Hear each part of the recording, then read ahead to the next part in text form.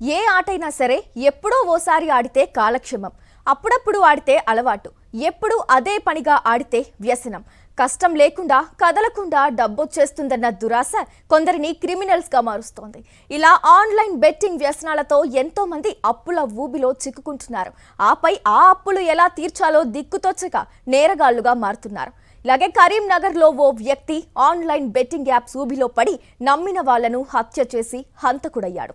కాయ్ రాజా కాయ్ అంటూ ఒకప్పుడు తిరునాళ్లలో కనిపించిన పందాలు ఇప్పుడు ఆన్లైన్ వేదికగా బెట్టింగ్ భూతాలుగా జడలు విప్పాయి.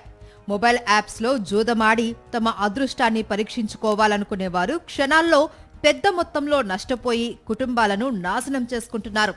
వెనక్కి చూస్తే ఏమీ ఉండదు. కన్నవారు కట్టుకున్నవారు కూడా దూరమైన ఘటనలు ఎన్నో. ఈ క్రమంలో కొంతమంది నేరగాళ్లుగా మారుతున్నారు. కత్తి శివ అనే వ్యక్తి ఇలానే హంతకుడిగా మారాడు. కరీంనగర్ జిల్లా గంగాధర మండలం ఘర్షకుర్తిలో జరిగింది ఈ ఘటన. ఆన్లైన్ బెట్టింగ్ యాప్స్ కు బానిసయ్యాడు కత్తి శివ. అప్పులు చేసి మరీ గేమ్స్ ఆడి బాగా నష్టపోయాడు. దీంతో అప్పులు ఎలా తీర్చాలో అర్థం కాలేదు.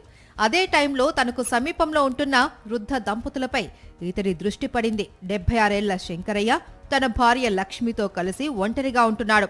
ఈ వృద్ధ దంపతులకు కత్తి శివ అప్పుడప్పుడు సాయం చేస్తుండేవాడు. వాళ్ళు అడిగిన సరుకులు మందులు తీసుకురావడం చేసేవాడు. దీంతో కత్తి శివకు ఆ ఇంట్లోకి ఈజీగా యాక్సెస్ దొరికింది.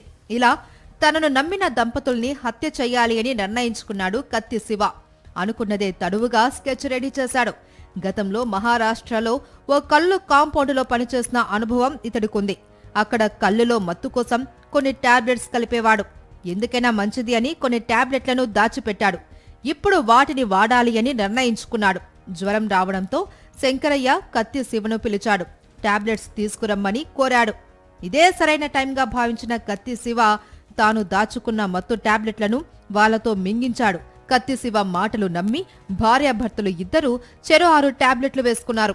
ఆ వెంటనే అపస్మారక స్థితికి చేరుకున్నారు. వృద్ధురాలు లక్ష్మి మెడలో మంగళసూత్రం లాక్కొని పారిపోయాడు శివ. ఈలోగా చుట్టుపక్కల వాళ్లకు అనుమానం వచ్చి ఇంట్లోకి వెళ్లి చూడగా వృద్ధులు ఇద్దరూ అపస్మారక స్థితిలో పడి ఉన్నారు. వెంటనే వాళ్లను హాస్పిటల్లో జాయిన్ చేసి పోలీసులకు ఫిర్యాదు చేశారు. డోస్ ఎక్కువ అవడంతో వృద్ధుడు శంకరయ్య చికిత్స పొందుతూ మృతి చెందారు. వృద్ధురాలు లక్ష్మి చావు బతుకుల మధ్య కొట్టుమిట్టాడుతోంది.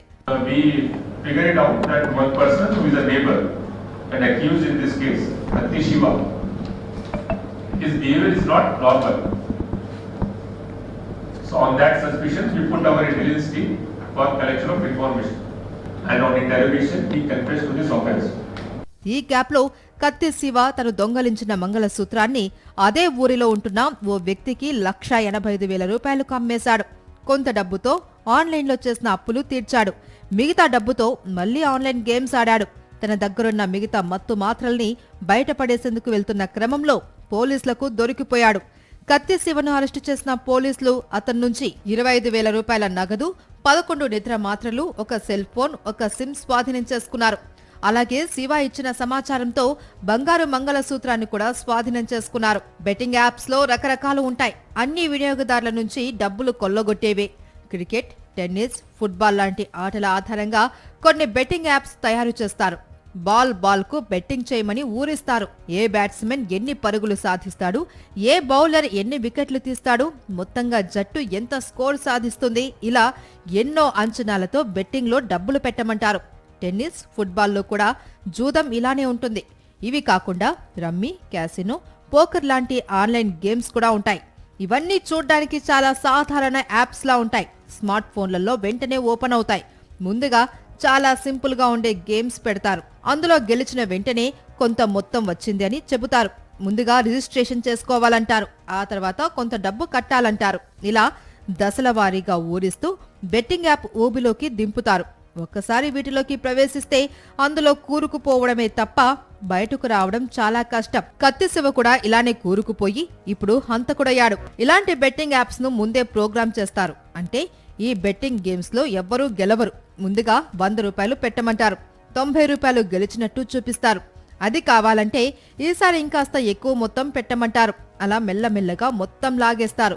గెలిచిన మొత్తం స్క్రీన్ పై చూపిస్తుంది తప్ప అకౌంట్లోకి రాదు. ఇలా తెలుగు రాష్ట్రాలలో వేలాది మంది మోసపోతున్నారు. కొంతమంది ఆత్మహత్యలు చేసుకుంటుంటే శివ లాంటి వ్యక్తులు ఇలా ప్రాణాలు తీస్తున్నారు.